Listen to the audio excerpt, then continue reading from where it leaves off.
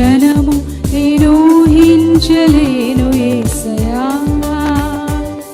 నీ కృపలేని క్షణము, నీ దయలేని క్షణము నేను ఊహించలేను యేసయ్యా. యేసయ్యా నీ కృప నాకు చాలయ్యా, నీ కృప లేనిదే నే బ్రతుకలేనయ్యా. యేసయ్యా నీ కృప నాకు చాలయ్యా, నీ కృప లేనిదే నే బ్రతుకలేనయ్యా. నీ కృప లేని క్షణము, నీ దయలేని క్షణము నేను ఊహించలేను యేసయ్యా. నీ కృపలేని క్షణము, నీ దయలేని క్షణము నేను ఊహించలేను యేసయ్యా.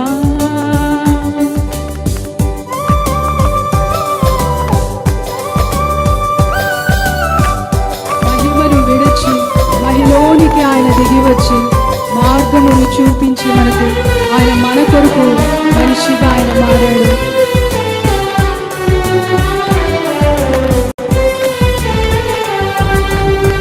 మహిమను విడచి మహిలోకి దిగి వచ్చి మార్గముగా మారి మనిషిగా మార్చావు.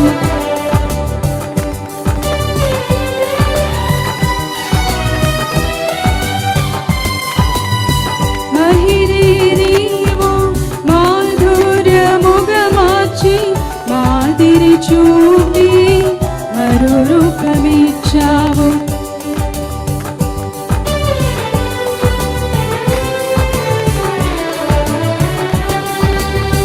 మహిమను విడచి మహిలోకి దిగి వచ్చి మార్గముగా మారి మనిషిగా మార్చావు. మహిని నీవు మాధుర్యముగా మార్చి మాదిరి చూపి మరో రూపమిచ్చావు. మహిమను నేను మహిమను పొందా మహిమగా మార్చింది నీ కృప. మహిమను నేను మహిమను పొందా మహిమగా మార్చింది నీ కృప. యేసయ్యా నీ కృప నాకు చాలయ్యా, నీ కృప లేనిదే నే బ్రతుకలేనయ్యా. యేసయ్యా నీ కృప నాకు చాలయ్యా, నీ కృప లేనిదే నే బ్రతుకలేనయ్యా. నీ కృప లేని క్షణము, నీ దయలేని క్షణము నేను ఊహించలేను యేసయ్యా.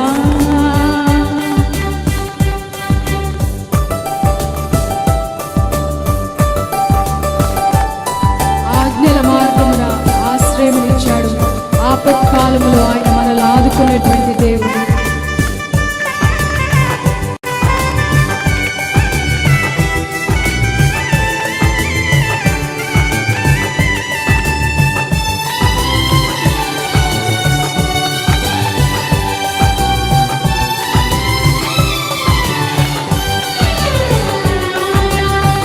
ఆజ్ఞల మార్గమున ఆశ్రయమును ఇచ్చి ఆపత్కాలమున ఆదుకున్నావు. ఆత్మీయులతో ఆనందింపజేసి ఆనంద తైలముతో అభిషేకించావు.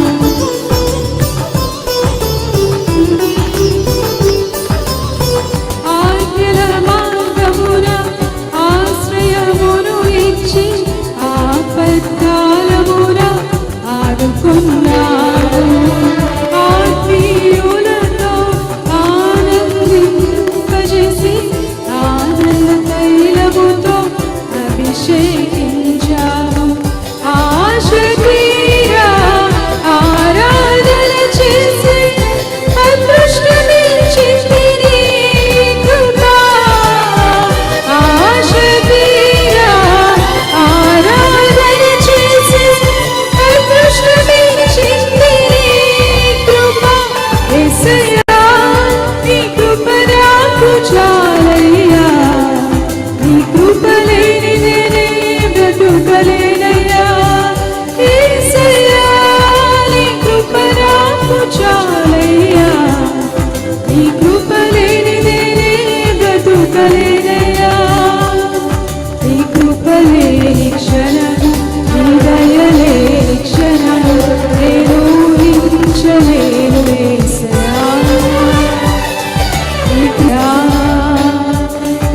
యేసయ్యా నీ కృప నాకు చాలయ్యా, నీ కృప లేనిదే నేను బ్రతుకలేనయ్యా.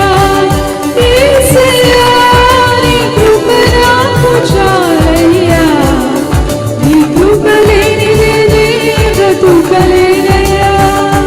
యేసయ్యా నీ కృప నాకు చాలయ్యా, నీ కృప లేనిదే నేను బ్రతుకలేనయ్యా.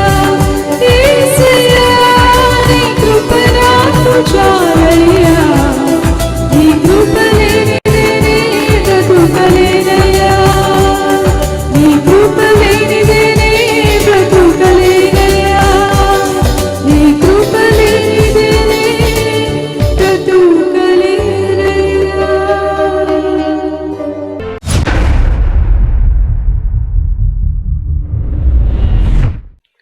పరిశుద్ధ గ్రంథం పరమగీతం 1వ అధ్యాయం 5వ వచనం.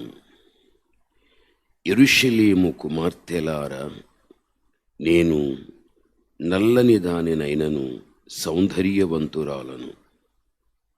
కేదారు వారి గుడారముల వలెను, సొలొమోను నగరు తెరల వలెను నేను సౌందర్యవంతురాలను. పరమగీతం 1వ అధ్యాయం 4వ వచనం వరకు కూడా మనము ధ్యానం చేయగలిగాం. ఎన్నో విషయాలు మనము నేర్చుకోగలిగాము.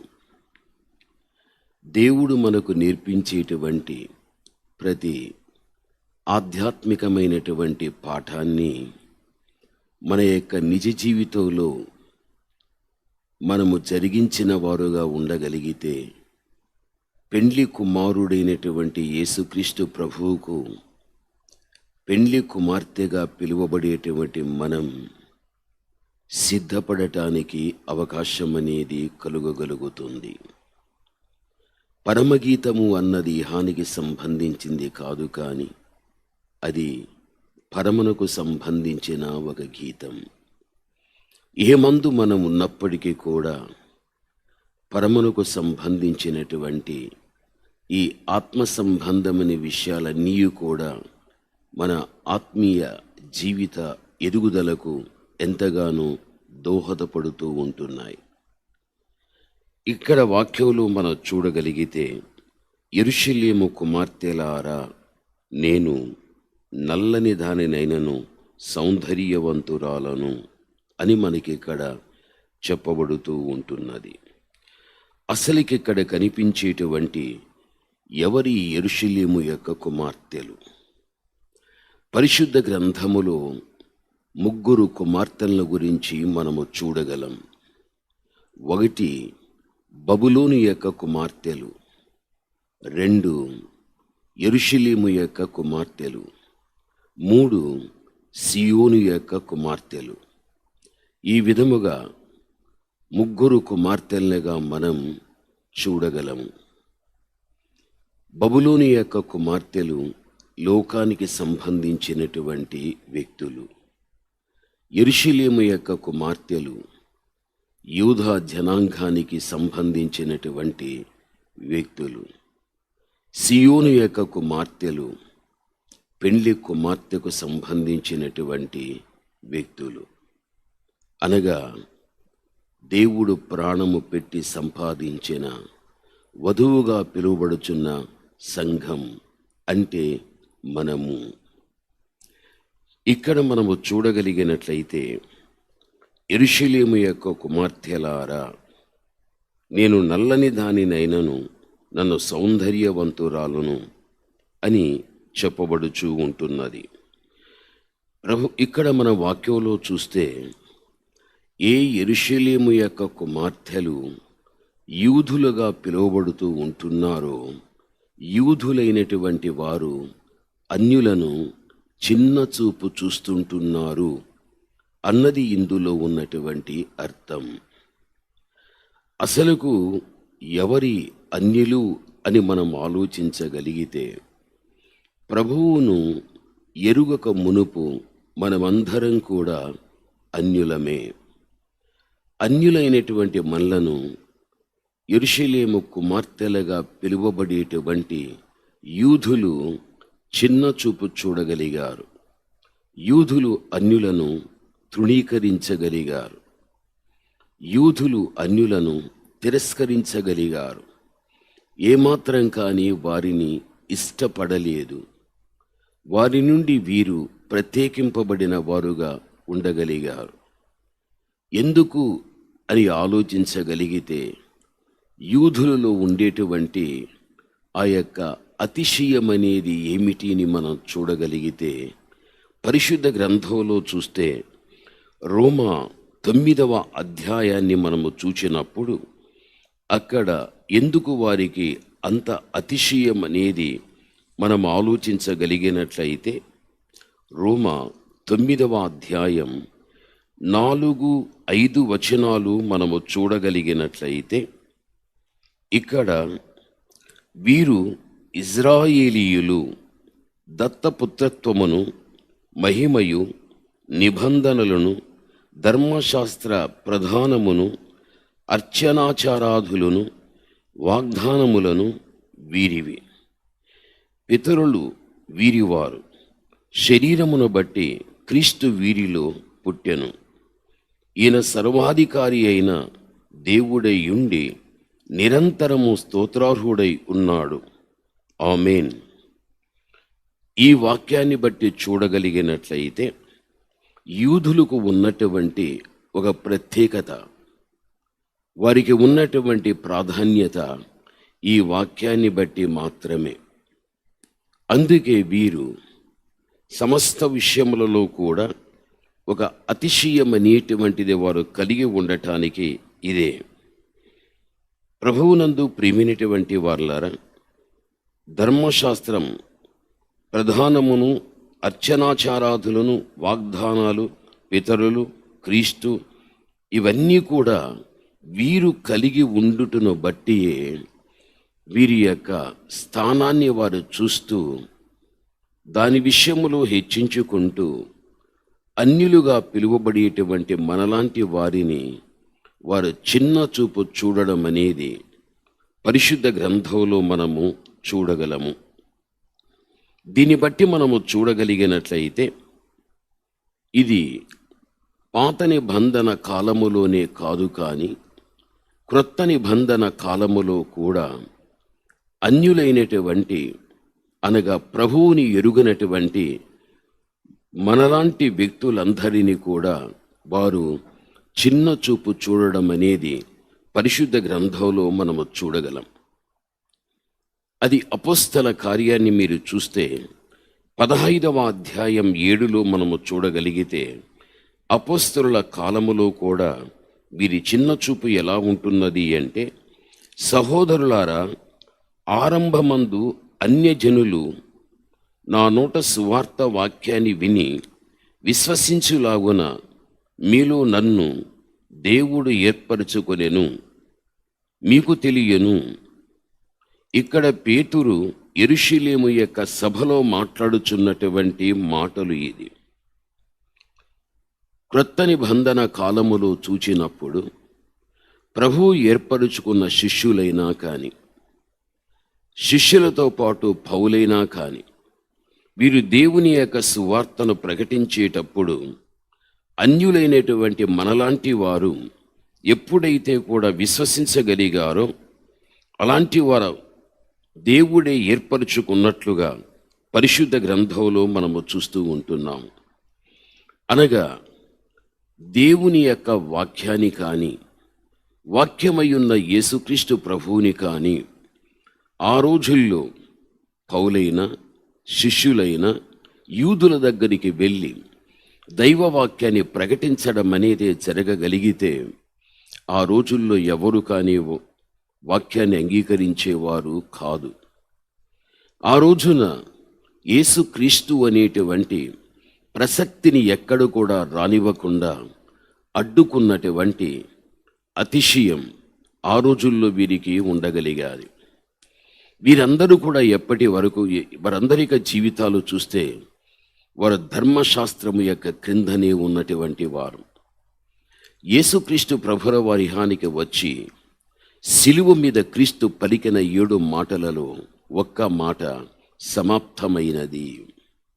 యేసుక్రీస్తు ఎందుకు ఆ మాట అనవలసి వచ్చింది అంటే, ఆయన దేనికి సమాప్తి అంటే ధర్మశాస్త్రానికి ఆయన సమాప్తి.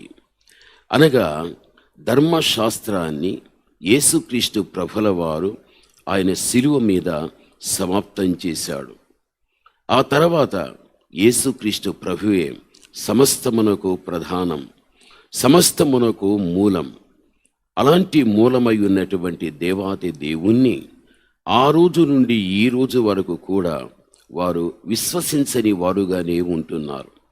వారు ఇంకను ధర్మశాస్త్రాన్ని బట్టే నడుస్తూ ఉంటున్నారు. గమనించవలసిన విషయం, బైబిల్ గ్రంథంలో కూడా మనము చూడగలిగితే గలతీ సంఘం మనకు కనిపిస్తూ ఉన్నది. వారి జీవితాన్ని చూడగలిగితే వారు ఒకప్పుడు ధర్మశాస్త్రాన్ని బట్టి అనుసరించినటువంటి వారే. ఎప్పుడైతే గాన యేసుక్రీస్తు ఏర్పరచుకున్నటువంటి శిష్యులైనా, లేక దేవుడు ఏర్పరచుకున్నటువంటి పరిశుద్ధుడైన పౌలైనా యేసుక్రీస్తు ప్రభు యొక్క సువార్తను గలతీ సంఘము దగ్గరికి తీసుకువెళ్ళినప్పుడు వారందరూ కూడా ధర్మశాస్త్రము నుండి వారు తప్పించుకొని వారు నెమ్మదిగా క్రీస్తుని నమ్ముకున్నారు, వాక్యాన్ని విశ్వసించగలిగారు.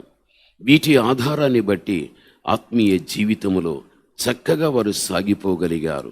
పరిశుద్ధుడైనటువంటి పౌలు యొక్క బోధ వారిలో శక్తివంతంగా పనిచేయగలిగాది. ప్రభువునందు ప్రియమైనటువంటి వాళ్ళారా, కొంతకాలము గలతీ సంఘం ఆ విధంగానే నడవగలిగాది, వారి జీవితం దేవుని మహిమార్థకంగా. అయితే రాను రాను చూడగలిగితే వారు తిరిగి ఏ ధర్మశాస్త్రము క్రింద నుండి యేసుక్రీస్తు ప్రభు యొక్క అధికారములోనికి రాగలిగారో, కాలానుగుణ్యంగా వారు మళ్ళీ ఏ ధర్మశాస్త్రాన్ని విడిచిపెట్టిరో మళ్ళీ అదే ధర్మశాస్త్రం దగ్గరికి వెళ్ళిపోగలిగారు. ఆ ధర్మశాస్త్రము యొక్క క్రింద వారు నడవడము జరగగలిగాది. పరిశుద్ధుడైనటువంటి పౌలు దానిని చూచి చాలా బాధపడిపోయి, అక్కడ పౌలు అంటున్నాడు, మీరు క్రీస్తు ప్రభువుని విడిచిపెట్టి ధర్మశాస్త్రము యొక్క క్రిందికి మీరు వెళ్ళిపోయారు కాబట్టి యేసు క్రీస్తు ప్రభు యొక్క స్వారూప్యం మీ యందు ఏర్పడేంత వరకు కూడా మీ విషయమై నేను ప్రసవ వేదన పడుతాను అని గలతీ సంఘ విషయములో పౌలు తన యొక్క ఆవేదన వ్యక్తం చేసినట్లుగా మనం ఇక్కడ చూస్తూ ఉంటున్నాము. ప్రభువునందు ప్రియమైనటువంటి వాళ్ళారా, గమనించవలసిన విషయం, ఈ రోజు వరకు కూడా యెరూషలేము యొక్క కుమార్తెల్లారా అని పిలువబడేటువంటి వీరే యూదా జనాంగానికి సంబంధించిన వ్యక్తులు. వీరు యేసుని తిరస్కరించిన వారు. వీరు యేసు క్రీస్తుని నమ్ముకొని యేసు క్రీస్తుని గురించి ప్రకటించేటువంటి వ్యక్తులను తిరస్కరించినటువంటి వారు. వీరు ఎక్కడ కానీ వాక్యాన్ని అంగీకరించినటువంటి వారు.